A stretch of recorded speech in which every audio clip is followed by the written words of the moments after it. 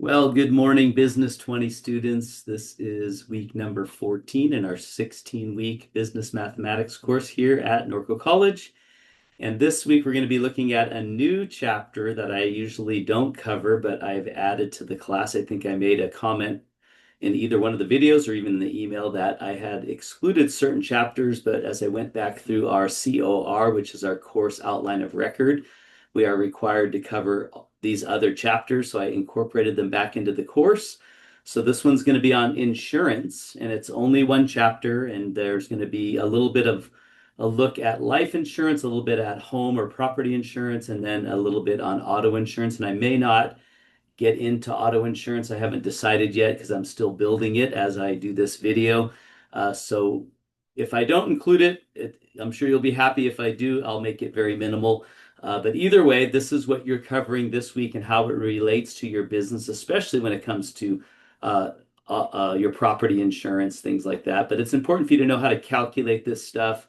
And of course, if you want to provide some benefits to your employees, you want to provide life insurance, etc. So we'll discuss those for sure. Let's go ahead and take a look at our class in Canvas and go over what assignments that you'll be working on in relationship to that. So let's scroll down here to module number 4. We just started that last week.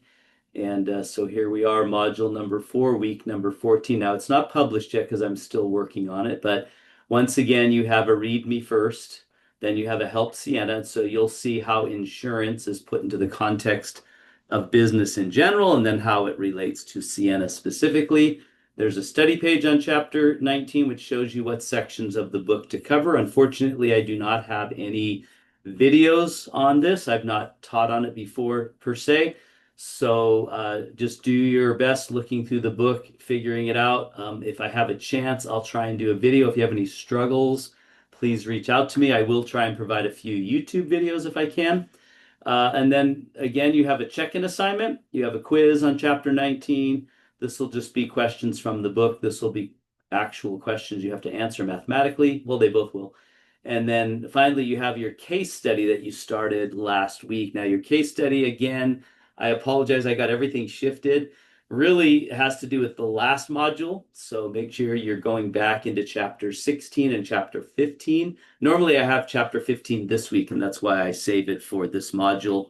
But I did 15 in the last module, and I added 19, which is insurance. So I apologize, but you should be able to go back and look at chapter 15 on income statements, because you're going to actually be completing an income statement, and chapter 16, you're going to be calculating the 3 different methods of inventory and then plugging that into the income statement and doing the math. So make sure you look in your book what steps you should take as you're calculating an income statement.